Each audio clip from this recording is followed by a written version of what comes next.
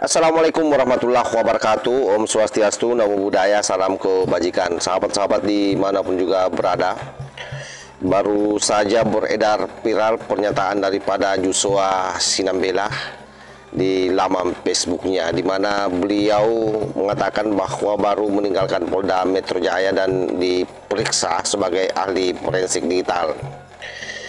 Beliau menyatakan bahwa ada 20 tambahan pertanyaan yang sifatnya teknis, membantah seluruh hasil penelitian abal-abal daripada Panci dan Rismon Sianipar, termasuk saya kira membantai buku yang dia tulis yang selama ini menjadi modal dasar bagi Rismon Sianipar CS untuk lolos dari jeratan hukum. Tapi rupanya kemudian Joshua Sinambela oleh pihak penyidik itu dipertanyakan, dan di sana dia menggambarkan bahwa buku itu adalah buku abal-abal. Hal ini tentu menjadi tamparan keras bagi Roy Panci CS, apalagi Joshua Sinambela sebagai ahli forensik yang baru saja diperiksa itu menegaskan bahwa kita tinggal menunggu waktu Panci CS akan pakai baju oranye, sahabat. Nah, ini berita baik. Ya tentu banyak orang bertanya, saya pun bertanya-tanya, termasuk saya kira seluruh netizen yang mencintai Pak Jokowi itu bertanya-tanya kenapa begitu lama prosesnya di Polda Metro Jaya, terlepas dari kehati-hatian Polda Metro Jaya mengusut kasus ini karena ini kasus yang sangat viral. Tetapi tentu upaya yang dilakukan oleh Polda Metro Jaya adalah merupakan upaya yang sifatnya normatif ya, sebagai kasus yang lagi viral, apalagi ini melibatkan banyak orang. Dan tentu pernyataan-pernyataan Pak Jokowi bahwa ada tokoh besar di belakangnya ini juga mungkin yang membuat polisi sangat berhati-hati sehingga lambat ditersangkakan. Kita sangat berharap bahwa besok ini hari Jumat ada sedikit informasi yang menggembirakan lah dari apa yang ditulis oleh Pak Joshua Sinambela ini. Intinya sepertinya memang kita ini harus lebih banyak bersabar, karena toh pada akhirnya seluruh domain daripada hasil penyidikan ini ada di Polda Metro Jaya. Nah, hanya saja ini memang penting kita ingatkan Polda Metro Jaya terus, sebab kasus ini semakin lama itu akan semakin membuat mereka semua ini pesta pora. Apalagi kalau kita lihat pergerakannya terakhir, kembali menyasar ijazah Gibran Rakabuming Raka yang dilaporkan oleh Subuhang, yang notabene-nya dasar pelaporannya itu saya kira itu juga abal-abal. Kenapa saya mengatakan demikian? Karena semua orang tahu bahwa yang berhak memverifikasi atau yang mendapatkan sebenarnya kewenangan memverifikasi ijazah itu asli atau palsu, ataukah misalnya penyutraan itu sah atau tidak, itu kan pihak KPU, dan lembaga yang berwenang yang mengeluarkan itu adalah Kementerian Riset. Nah, saya kira semua itu sudah dilewati oleh Mas Wapres ya. Tetapi karena dasar memang diselimuti oleh kebencian yang akut, mereka punya target bukan memang target menggagalkan Gibran atau memasukkan Gibran, tapi lebih pada bagaimana merusak namanya Pak Jokowi dan berikut seluruh keluarganya. Jadi semua upaya dia akan lakukan. Jadi istilahnya begini, pada posisi mereka semua ini dia menuduh dulu baru berjuang mencari bukti. Kan itu yang dia lakukan selama ini. Makanya pernyataan-pernyataan mereka bahwa itu hasil penelitian itu hanya kamuflase saja, karena tidak ada satupun penelitian di dunia ini yang baru berproses melakukan penelitian, belum ada hasil final bahwa itu sah atau palsu atau asli, dia sudah keluar-keluar. Dan yang paling penting dalam penelitian itu kan tidak ada jas sebenarnya di dalamnya. Jadi tidak boleh menjas bahwa ini asli dan ini palsu. Makanya di mana-mana ahli itu hanya selalu mengatakan otentik atau identik. Nah, karena yang berhak mengatakan sebenarnya itu nanti di putusan pengadilan. Nah, itulah kenapa selama ini Panci CS, kemudian Pak Subuhan juga ini menggoreng narasi seperti yang kita selalu dengar selama ini dengan begitu liar, ya karena dia memanfaatkan kebingungan masyarakat. Saya tidak mau mengatakan kebodohan ya, dia memanfaatkan kebingungan masyarakat.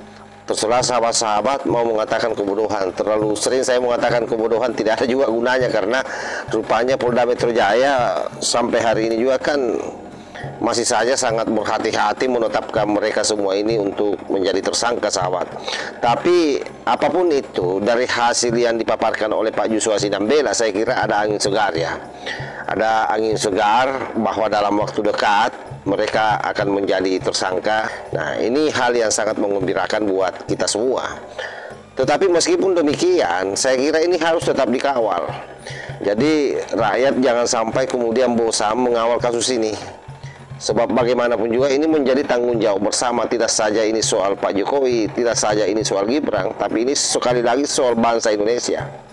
Karena orientasi akhirnya sebenarnya mereka para kucuk pemburu ijazah ini, jangan berpikir bahwa mereka tidak tahu bahwa ijazahnya Pak Jokowi itu asli. Mereka tahu. Tetapi hanya saja itu memang mereka jadikan sebagai pintu untuk mendegradasi Pak Jokowi. Kenapa dia bertahan dengan penelitian digital? Ya notabene-nya itu adalah dokumen analog yang seyogyanya tidak bisa diteliti secara digital. Karena itu adalah dokumen yang dikeluarkan oleh satu lembaga, di mana kalau lembaga itu sudah menyatakan saya sah. Tapi kenapa dia bertahan di situ? Supaya narasinya berlama-lama beredar terus, karena dia sudah tahu bahwa dengan konsep yang dia gunakan itu tidak akan ketemu dengan konsep yang ada di ahli seperti Joshua Sinambela misalnya dan kawan-kawannya yang lain. Tidak akan ketemu, karena Pak Joshua tidak akan mungkin masuk di ranah itu. Oleh karena itu sahabat-sahabat sekalian, kita sekali lagi apresiasi apa yang dipaparkan oleh Pak Joshua Sinambela di laman Facebooknya. Dan silakan sahabat-sahabat untuk lebih detail, silakan membuka Facebook beliau. Yang pasti bahwa Polda Metro Jaya juga kita harapkan itu secara serius mengungkap kasus ini cepat, supaya masyarakat merasa puas dan Pak Jokowi juga tidak disandra dengan isu-isu yang sesungguhnya buat saya sekali lagi isu ini adalah isu sampah, isu yang sangat tidak masuk di akal, yang sengaja dihembuskan oleh mereka para pembenci dengan orientasi hanya satu: bagaimana merusak nama baik Pak Jokowi, merusak citra Pak Jokowi berikut dengan seluruh keluarganya. Sebab biar bagaimanapun juga terah Pak Jokowi sebagai presiden ke-7 dan melahirkan banyak sekali agenda-agenda selama ini atau program-program yang memukau menurut saya, terutama di kawasan Indonesia Timur ya, dengan melihat laju pembangunan yang ada. Ini memang sangat susah dipungkiri bahwa beliau memang betul-betul menjadi idola dan menjadi tokoh kunci dalam setiap perhelatan Pilpres, dan termasuk saya kira 2029 beliau masih menjadi kunci. Dan itulah yang ditakutkan oleh banyak orang, karena kemudian kalau sampai Pak Prabowo masih memakai Gibran di 2029, itu artinya politisi-politisi yang lain akan tertutup kansnya. Nah, makanya sahabat-sahabat perhatikan di DPR RI, di mana ada beberapa partai yang dulu sangat solid kepada Pak Jokowi, yang setiap Pak Jokowi diterpa isu pasti mereka pasang badan. Hari ini mereka semua tidak bicara. Kenapa? Karena semuanya pada menunggu belah muntah ini dari upaya orang-orang yang sakit hati. Karena yang namanya ketua partai, namanya pimpinan partai, pasti punya cita-cita besar untuk menjadi pemimpin di negeri ini, dan itulah mereka hanya bisa menonton. Beda kalau selama ini, karena selama ini kan Pak Jokowi masih menjadi presiden, artinya nasib orang-orang mereka di kementerian itu sangat tergantung pada Pak Jokowi. Hari ini ada di tangan Pak Prabowo. Tentu Pak Prabowo juga tidak mau mencampur adukan ini antara persoalan eksekutif dan edukatif. Kan persoalan hukum edukatif, jadi tidak boleh diintervensi. Jadi makanya apapun upaya yang dilakukan oleh tipe CS ini, koar-koar mengadu nasib ke Pak Prabowo, tidak akan pernah bisa didengar.